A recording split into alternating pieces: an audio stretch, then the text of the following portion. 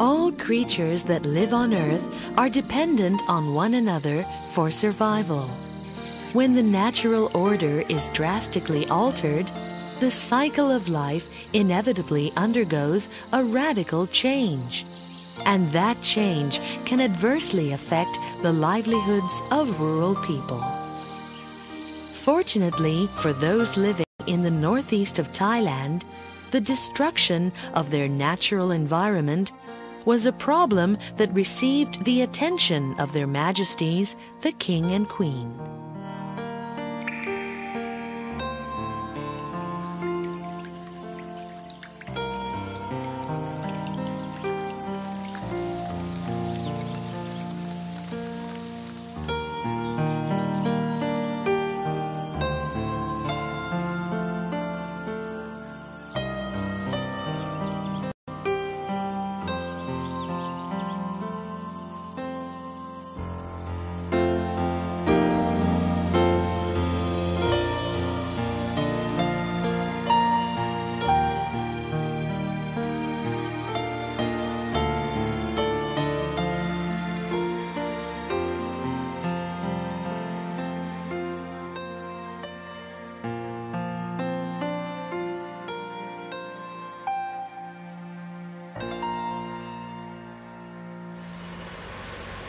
Thai people soon recognized that following His Majesty's coronation, visiting his subjects in every corner of his kingdom took precedence over all other royal activities.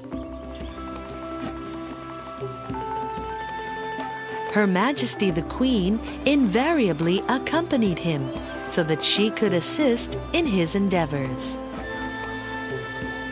A particular assignment given to her by His Majesty was to look into the problems of logging and deforestation.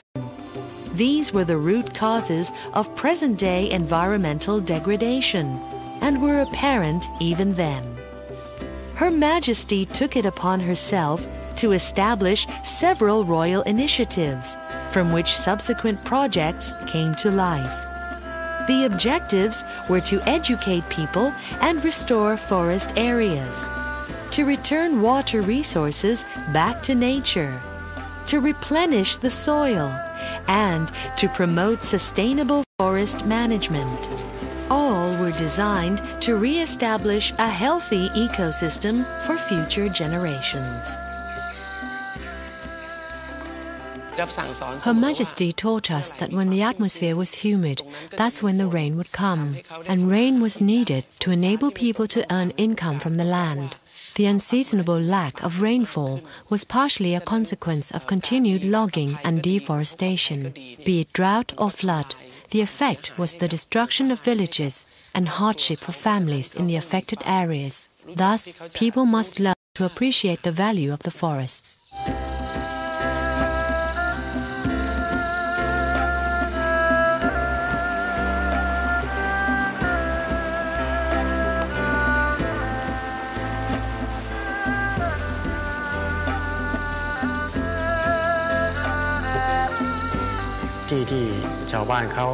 The rural people cut down the forest trees to plant and harvest tapioca, and then they left.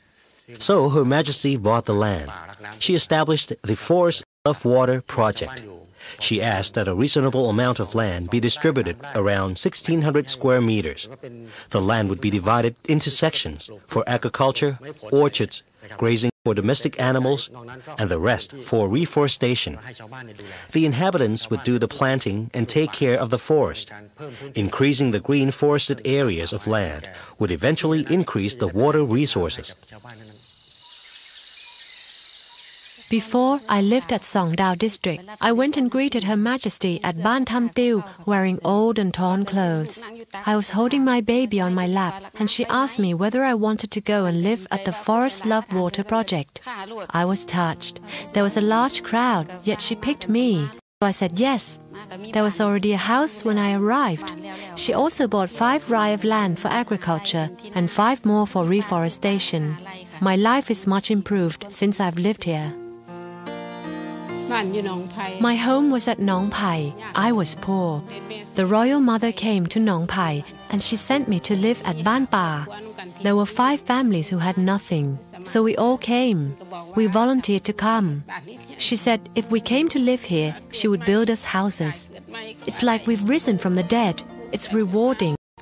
She came, she bought rice for us, gave us food and 1,500 baht a month's salary. She also bought us oxen for plowing. I'm very contented beyond words.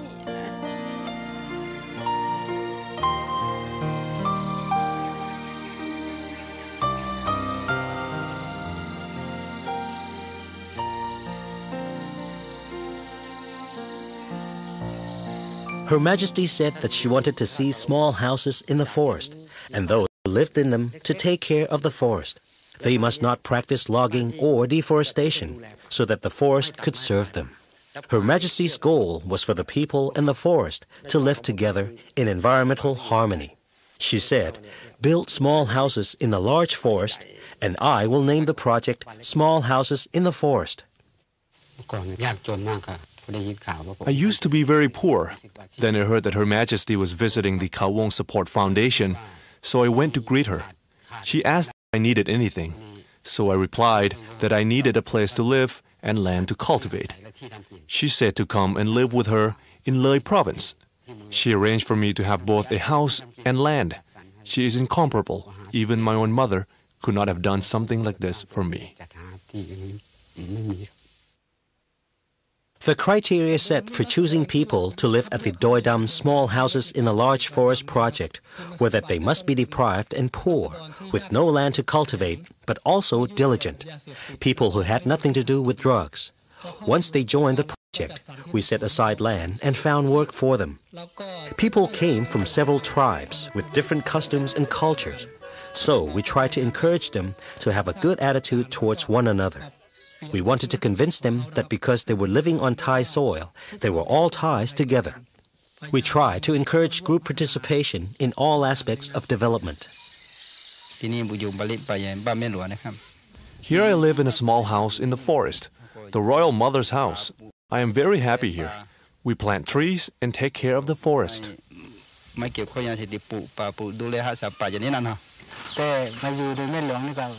I live with the Royal Mother. I am very pleased that the Royal Mother gave us food and rice to eat. She allotted me a farm and orchard land as well. When the Royal Mother came, I saw her, and she said not to have anything to do with drugs or destroy the forest. I must be good.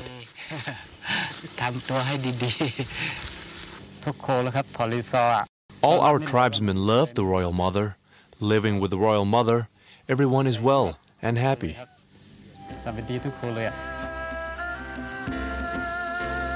Her Majesty also set up a forest preservation project known as a Flag for Forest Protection. This scheme awards a royal pennant to villagers who collectively protect and replant the forests around their villages. It is one of several examples of Her Majesty's visionary way of successfully tackling ecological problems.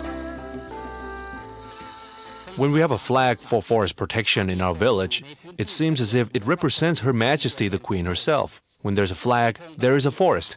We received a prestigious 3 elephants flag for our large forest. It's a forest in harmony with the people. It has an area of 25,000 rai. We have been looking after it for 29 years. If we take care of the forest, have the whole community help to prevent forest fires and stop encroachment and logging, the forest will naturally rejuvenate on its own.